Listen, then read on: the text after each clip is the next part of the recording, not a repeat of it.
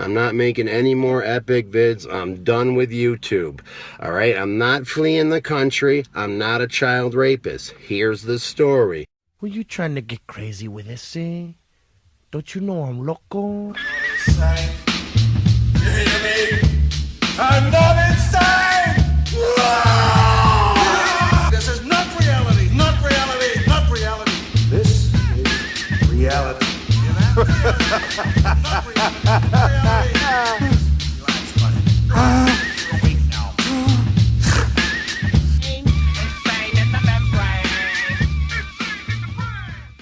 And what a story it is. It's a cautionary tale for all the would-be YouTubers out there that dream of one day attaining internet stardom, about how fast you can flirt with fame and then, the next day, immediately fall away from it. How you can go from making videos about slamming liquor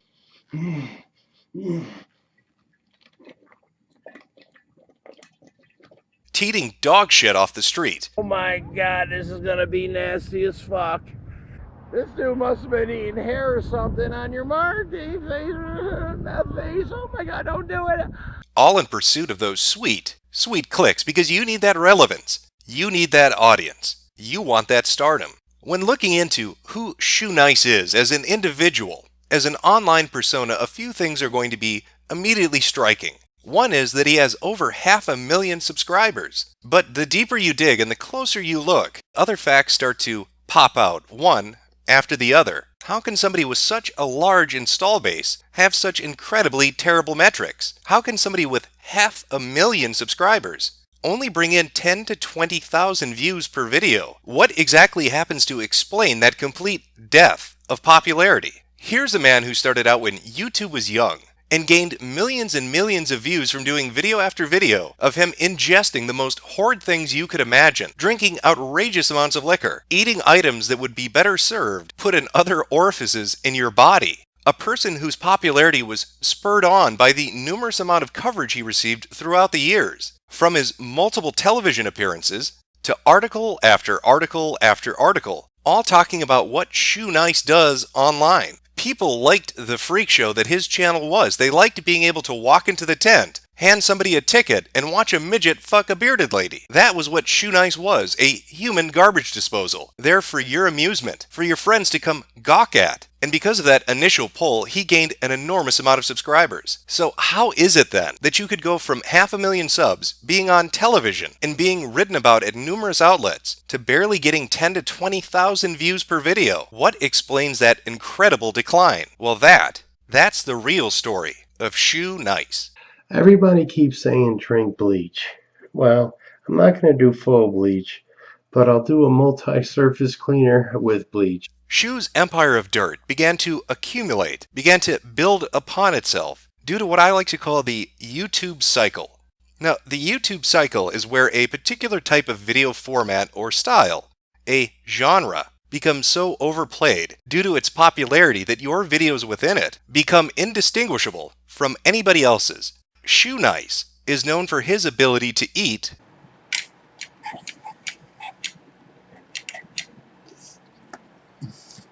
and drink almost anything, and he would do video after video, day upon day, of the exact same format. And for quite some time, this paid off greatly for him. It got him the attention of the press, it got him onto television, it got him hundreds of thousands of subscribers. But as with any fad, any YouTube cycle, others began to do it and do it better. Because at the same time that Shoenice was doing this, other people were putting together more interesting videos that went viral more easily, or they had a different take on it. Multiple eating channels and I will drink anything channels began to appear on YouTube. And as that audience had more and more choice as to where they could go to consume that type of video, Shoe's pond got smaller and smaller and smaller. But that's just one facet, that's just one factor of why Shoenice turned out the way he did. Because even inside of a YouTube cycle, with all that competition around him, he still could have had an audience that would have been loyal to him. A larger component, though, would be Shoenice himself, both his personality, his habits, and his appetites. These played the largest role in the decline of his channel and his spiral into insanity and irrelevance. Now, you may ask yourself, how is it that a man who has nice in his username could have issues with anyone online? Surely this is a kind individual. But Shoenice doesn't play well with other people, and he's been like that for years. If you look back in 2012 during the King of the Web Awards, Boogie actually put up a video talking about this, as did the organizers of the event when they suspended him because of his behavior related to the competition. And an even more recent example of this would be his interactions with Ethan and Gila from H3H3. Don't give a single fuck about his subscribers. Jewish people are greedy and only care for themselves. Gila Klein is a whore. What the fuck is wrong with you? Fuck off, dickhead. You were my help. Now Shoenice trolls you until I die. Slam some more toilet paper to clean that shit that's been coming out of your mouth. That's in response to a tweet from Shoenice where he said, "Fuck off. Gila is a whore from Israel." More like, "Shoeless, your ass is homeless."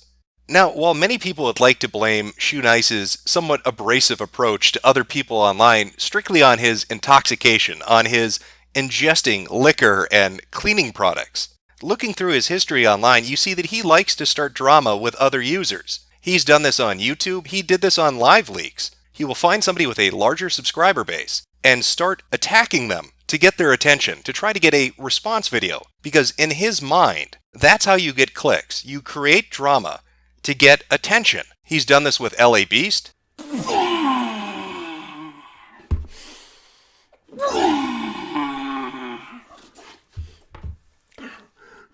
He's done this with H3H3. Ethan, you were a fucking scumbag emo 5 years ago, and now you think you're some kind of a god, fucking, ooh, raising money for people. All I want to know is whose penis is bigger, yours or Hila? He did this on Live Leaks until he was driven off the website and forced to leave this goodbye video to them.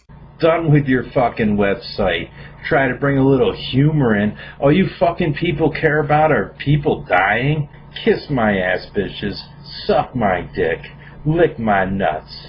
Fuck my dead mother. So now when you look in a broader context of things, with Shoenice now having to compete with more channels that are doing what he did better than he did, as well as his inability to network and relate with other people online, you start to see why his views began to diminish, why the sub count started to nosedive. But those things alone aren't what drove him to drinking piss and eating shit off the street. No, it takes a lot more than simple trolling online and a few competitors to put you into that position. If you were to take the time to go back through the archive of Shoenice videos and watch them one after the other, you're going to start to notice a few trends. Those trends usually revolve around his alcoholism, because he wasn't just doing Liquor Slam challenges, he was doing live streams after them. And it was during these streaming moments or these separate videos where you got a better insight into the hunger, the appetite this individual has, and just how much he relies on liquor, and even more than that, hard drugs to survive. One day he whips out a can of crack.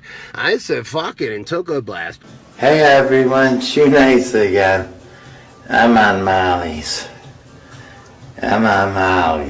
Now already, with these factors, you're starting to see a recipe for disaster. Somebody who's under pressure. Their little kingdom is collapsing in on themselves. They're lashing out at other people to get attention. And on top of that, they have a liquor and drug problem. These are all components to making your life go to shit quickly. All you need to do is watch a few of his videos and you can see just how absolutely blackout drunk he will get. It was fucking... There was lemon juice coming out of every orifice of my body, including my penis head.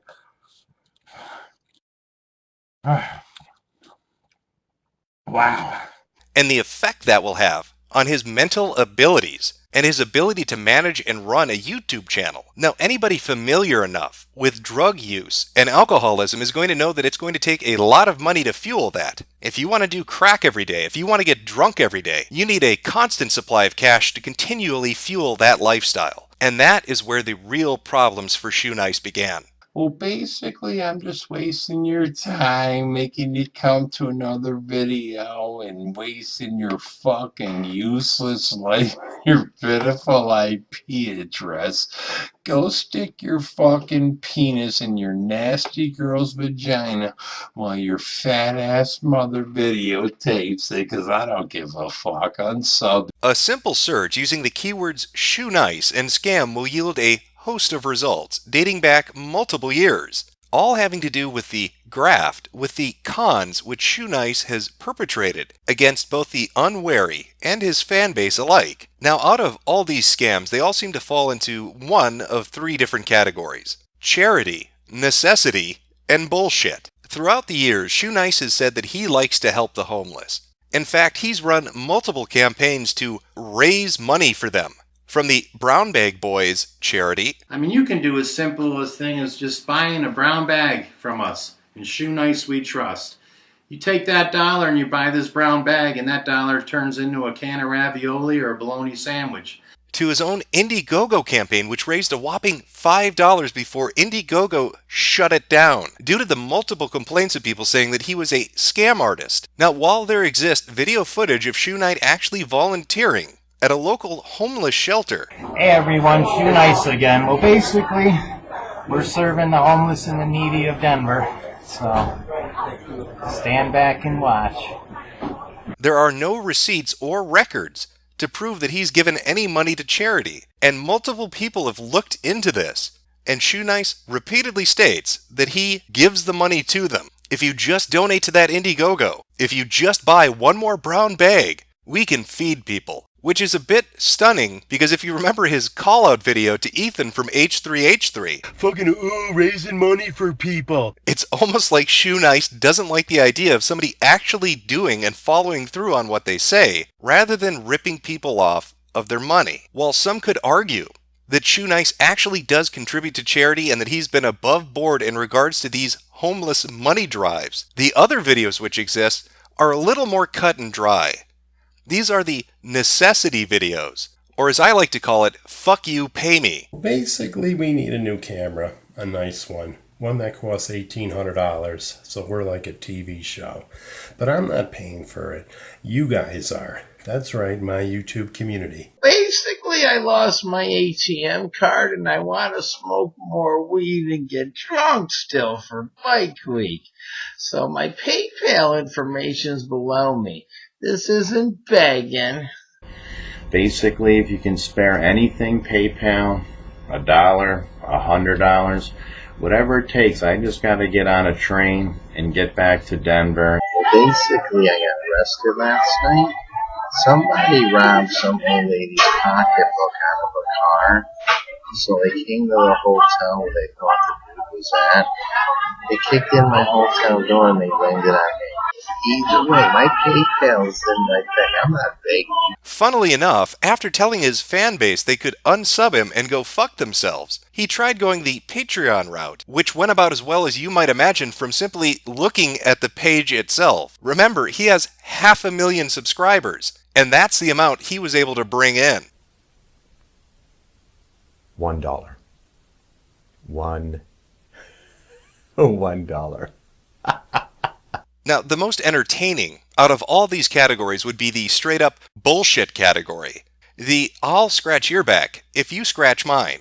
I get these great ideas, but I thought about this a while ago, and now I'm sticking to it. You're going to PayPal me $5 US and that video link, and the email will come through. I'm going to upload that video on my channel. For years, people said that he ran hustles, asking them to give him something, and in return, he would do something for them. He'd feature them on his magnificent, amazing channel. Just pay me $20 and I'll do that for you.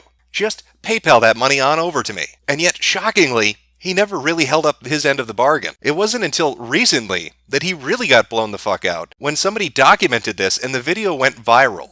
A user by the name of Tubes had been asked by Shoenice to provide him with YouTube thumbnails because Shoe was convinced that that was going to get him back on top. And so he was going to pay this gentleman to make him a set of thumbnails. And they reached an agreement for how much he would be paid to provide that service. And there'll be a link in the description to the full video if you want to go watch it. Shockingly, Shoenice once again didn't keep his word. Either way, this is staying up forever. Tubes, you're such a loser. And you know you are, bro. You said you were eating crumbs when I caught you on Facebook out at a bar. You said 2 thumbnails took almost an hour, and you can make them in 3 to 4 minutes. So basically, either way, Shoenice is an alcoholic, hard drug user, who has scammed and alienated his own fan base and put up a repetitive type of video to the point where even with 500,000 subscribers, nobody watches his content anymore. His repeated attempts to branch out, to do in real life trolling, which is god awful, by the way. Oh shit, dude, what happened? The truck slid into me. What truck, man? He's right over there idling. Point it to him. What the What the fuck, man? Too long, man. Yo, come here. Just see if my face is fractured. Dude, it's pretty. Dodge control like a motherfucker. Thanks a lot, bro. To do a roofing channel, which is basically a way to beg for money on Craigslist, have all backfired. None have found success. Even his main channel still flounders with barely any views to support it. Shu is an example of a man who let his ego get the best of him, who allowed the pressure to drive him over the edge. He truly believed, because he made it onto television, because people wrote about his exploits, that he was going to be famous. He didn't want to accept the fact that he was merely a content creator on an internet platform. He thought himself better and beyond that. And that attitude, coupled with his addictions and his penchant for scamming people, have driven away everything that he hoped to build up. And now he pays the price for those decisions, because he will never be able to crawl his way back up.